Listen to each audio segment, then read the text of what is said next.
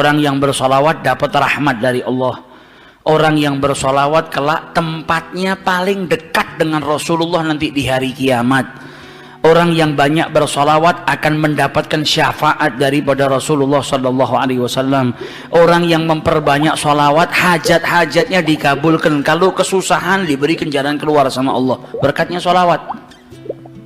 Berkatnya solawat itu macam-macam. Yuqdhal hawaij, dia punya hajat yang banyak. Kalau dia perbanyak solawat kepada Rasulullah, hajat-hajatnya dikabulkan oleh Allah Subhanahu Wa Taala. Sehingga dalam hadisnya banyak Nabi mengucap aktsiru, perbanyaklah solawat. Yang paling dekat dengan kau kelak di hari kiamat adalah yang paling banyak bersolawat saat di dunia. Para ulama menjelaskan al-iktsar, memperbanyak solawat itu paling sedikit dari kategori perbanyaklah solawat.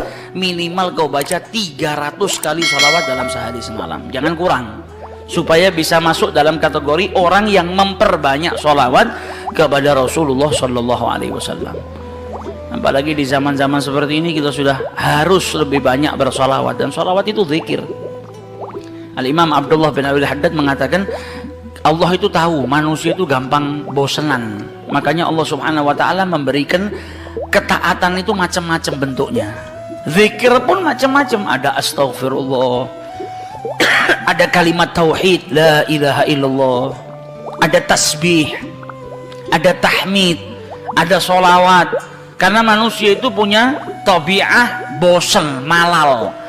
Kalau zikir itu cuma satu, ditakutkannya nanti sumpek, bosen. Kalau bosen akhirnya dia nggak memperbanyak. Tapi ketika ada banyak macam ketaatan, engkau bisa taat dengan sholat, engkau bisa taat dengan berzikir, engkau bisa taat dengan Allah Subhanahu Wa Taala dengan bersedekah. Macam-macam taat, macam-macam zikir ini menjadikan supaya kita tidak putus untuk ingat kepada Allah Subhanahu Wa Taala. Jangan sampai bosan. Pada dasarnya manusia itu cepat bosan, tapi bukan berarti terus saya bosan dengan istighfar, saya tak ganti ini. Jangan gantinya kita karena bosan, tapi diselang-seling supaya kebosanan tadi tidak timbul. Nah, salah satu yang harus kita perbanyak nanti di bulan Rabiul Awal, bahkan di hari-hari lainnya kalau bisa, yaitu sholawat kepada Rasulullah Sallallahu Alaihi Wasallam. Khususnya di zaman fitnah seperti ini, kita butuh banyak sholawat supaya dapat rahmat dari Allah Subhanahu Wa Taala, supaya kita diberi keselamatan oleh Allah Subhanahu Wa Taala, dan manfaatnya sholawat banyak sekali. Sehingga diceritakan dulu ada satu orang punya utang 500 dinar. Dia punya utang banyak sama orang, kemudian datang waktunya semua pada nagih, maka dia kebingungan, nggak punya uang.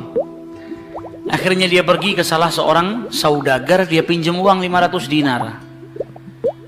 Diberikan sama saudagar tadi. Sebelum diberikan ditanya, kapan mau kau kembalikan uang ini?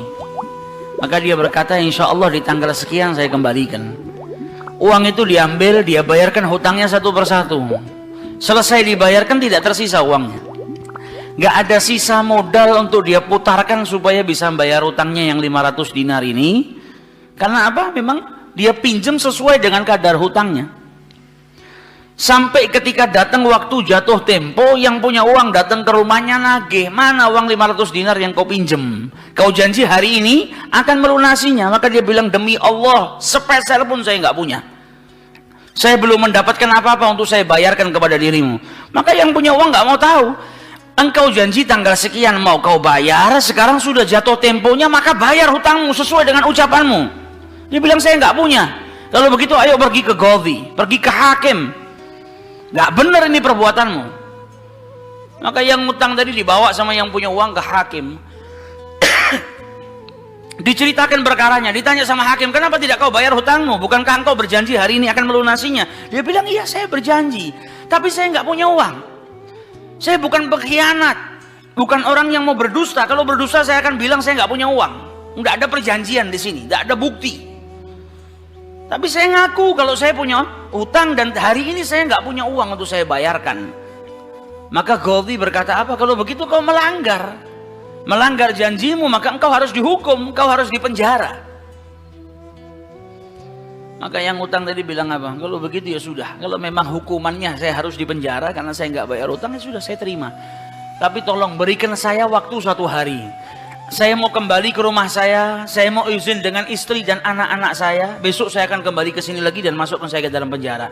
Maka sang hakim berkata apa? Bagaimana mungkin saya bisa percaya dengan dirimu? Siapa yang menjamin dirimu? Kalau ada yang menjamin kau bakal kembali ke sini, maka saya lepaskan. Dia bilang, ya Ghadhi, kalau saya niat lari, sudah dari kemarin-kemarin saya lari. Kalau saya niat lari, saya nggak datang ke sini, maka percayalah saya akan kembali di esok hari. Maka kata Ghadhi, jaminannya apa? Akhirnya lelaki tadi bilang apa? Jaminannya yang menjamin saya adalah Rasulullah SAW. Maka sang hakim bingung. Maksudmu yang menjamin Rasulullah ini bagaimana? Dibilang, ya hakim, kalau saya besok nggak kembali ke tempat ini, saya bersedia ditolak menjadi umatnya Nabi besar Muhammad SAW. Ini tidak main-main sumpahnya. Dan ini bukan sembarang orang, memang orang yang soleh. Dia bilang, berikan saya waktu sebentar, saya kembali kepada keluarga saya pamit dengan istri saya, besok saya kembali.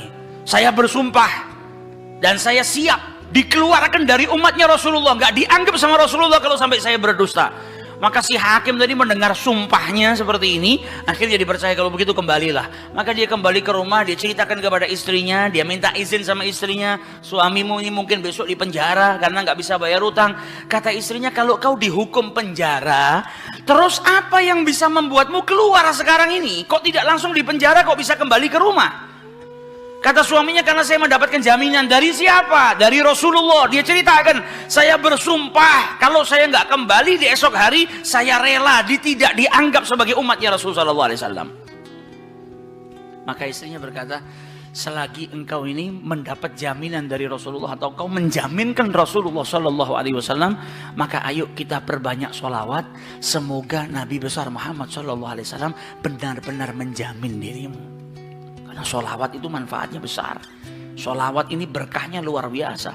Maka si suami sama si istri kemudian diperbanyak sholawat, membaca sholawat yang sangat banyak sampai mereka akhirnya tertidur. Yang laki yang punya utang tadi ketika tidur mimpi berjumpa dengan Rasulullah SAW. Dan Nabi dalam haditsnya telah bersabda, man ra'ani fakat ra'ani haqqa. Siapa yang mimpi berjumpa dengan diriku, maka sesungguhnya itu aku. Karena syaitan gak bisa menyerupai Nabi besar Muhammad SAW. Dan orang yang dalam hatinya ada mahabbah, orang yang rindu, orang yang membersihkan dirinya, orang yang memang benar-benar ingin berjumpa dengan Rasulullah SAW, akan diperjumpakan oleh Allah Subhanahu Wa Taala dalam mimpinya ataupun dalam keadaan yaqdzatan. Karena Nabi pun menjelaskan ada orang-orang yang bisa melihat Rasulullah SAW dalam keadaan sadar. Sebagaimana dulu diriwayatkan ada seorang santri kepingin ketemu sama Rasulullah, pingin mimpi. Tanya sama gurunya, sama kiainya, ajarkan kepadaku caranya mimpi ketemu Rasulullah itu bagaimana. Kata kiainya, apa? Gampang. Nanti malam kau makan ikan asin yang banyak, setelah makan jangan minum, kau tidur. Maka dia bingung, apa hubungannya ikan asin dengan mimpi ketemu Rasulullah? Praktekkan. Ini kiai mau mendidik santrinya yang betul-betul kepingin berjumpa dengan Rasulullah, pingin mimpi dengan Rasulullah SAW. Maka malam hari datang, dia makan ikan satu piring, setelah itu nggak minum, tidur. Bangun tidur, dia pergi ke gurunya, marah, mana saya nggak ngimpi ketemu Rasulullah. Kata gurunya, apa yang kau impikan? Kau mimpi ngelihat apa? Kata santri tadi, saya mimpi ngelihat laut, ngelihat sungai, ngelihat hujan, ngelihat air terjun. Kata gurunya, karena sebelum tidur yang kau rindukan adalah air. Kau makan ikan asin sehingga kau kehausan. Yang kau rindukan dan kau dambakan air. Maka apa yang kau rindukan dan apa yang kau dambakan datang dalam mimpi. Coba setiap kali kau tidur kau rindu dengan Rasulullah. Coba setiap kali kau tidur kau ingin sekali dan minta sama Allah Subhanahu Wa Taala agar diperjumpakan dengan Rasulullah SAW. Maka kau akan diperjumpakan dengan Nabi besar Muhammad SAW. Nah, ini yang diajarkan sama para ulama. Ini yang punya utang tadi mimpi ketemu Rasulullah SAW. Dalam mimpinya apa kata Rasulullah? Kau jangan takut, jangan gelisah. Orang yang mahabbah, baca sholawatnya bukan sekedar baca, tapi baca dari lubuk hatinya, baca dengan penuh kecintaan. Mimpi berjumpa dengan Rasulullah dan berkahnya sholawat tadi bisa menyelamatkan orang, hajat-hajatnya bisa dikabulkan, dapat pertolongan dari Allah Subhanahu Wa Taala. Maka dalam mimpinya Rasulullah bilang apa? Besok pagi kau pergi, idhab ilal wali. Pergi ke gubernur di tempatmu itu, bilang sama gubernur tadi, Rasulullah mengucapkan salam kepadamu. Dan sampaikan kepada si gubernur, kalau setiap hari dia bersolawat kepada Rasulullah sebanyak 1000 kali, itu solawatnya sampai kepada Nabi Muhammad. Dan sampaikan kepada si gubernur, tadi malam dia itu kebingungan baca solawat sudah 1000 atau belum. Ada salah dalam menghitung sehingga dia itu gelisah, saya sudah 1000 atau belum. Maka sampaikan kepada gubernur itu bahwasanya solawatnya sudah sampai 1000, jadi dia nggak perlu gelisah. Bangun dari tidur, dia mau kembali ke Ghazi, tapi sebelumnya dia pergi ke wali. Pergi ke gubernur tadi. Sampai di rumahnya gubernur, dia sampaikan, wahai wali, wahai gubernur, Rasulullah menitipkan salam kepadamu. Kaget dia. Orang yang selama ini dia solawati, gubernur ini gubernur yang cinta kepada Rasul Sallallahu Alaihi Wasallam. Tiba-tiba ada orang yang datang bawakan salam dari Rasul Sallallahu Alaihi Wasallam. Nabi Muhammad berkata kepadamu, wahai gubernur, solawatmu yang kau baca 1000 kali setiap hari sampai kepada Rasulullah. Dan tadi malam ketika engkau kebingungan solawatmu itu sudah 1000 atau belum, ternyata sudah 1000. Nabi ngabarkan kau jangan takut, jangan gelisah, karena solawatmu seperti biasa, istiqomah kau baca, jumlahnya sudah 1000. Dan Nabi Muhammad minta engkau bantu diri saya untuk melunasi hutang. Maka saking gembiranya dapat salam dari Rasulullah, dapat kabar kalau solawatnya yang selama ini dia baca sampai kepada Rasul Sallallahu Alaihi Wasallam. Ditanya utangmu berapa? 500 dinar. Diambilkan 500 dinar dari Baitul Mal. Setelah itu diambilkan lagi 2.500 dinar dari uang pribadinya. Ini hadiah buat dirimu karena kau datang bawa kabar gembira kepadaku, yaitu Rasulullah Sallallahu Alaihi Wasallam mengucapkan salam kepadaku. Mahabbah.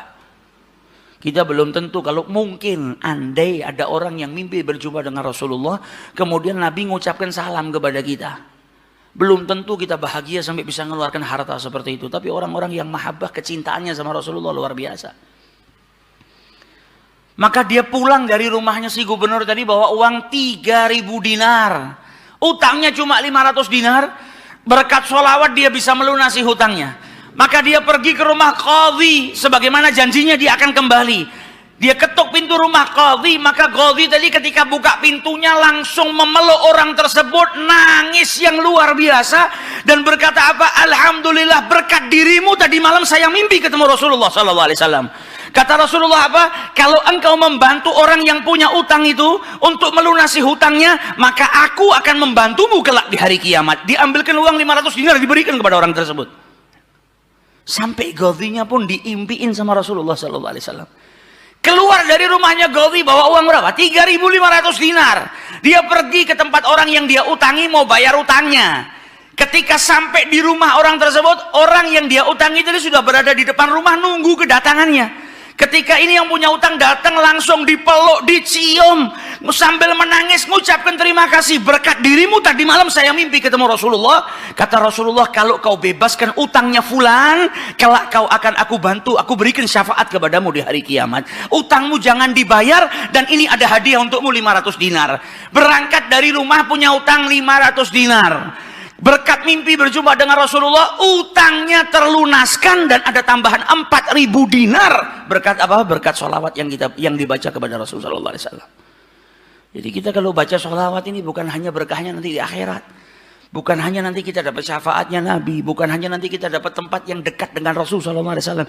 Bahkan di dunia kalau kita ada situasi yang tidak menyenangkan, ada masalah, ada apapun, semuanya bisa hilang berkah daripada sholawatnya yang kita baca kepada Rasulullah Sallallahu Alaihi Wasallam. Karena satu sholawat dibalas dengan 10 rahmat. Satu rahmatnya Allah, kita punya masalah sebesar apapun bisa hilang kalau kita mendapatkan satu rahmat dari Allah Subhanahu Wa Taala.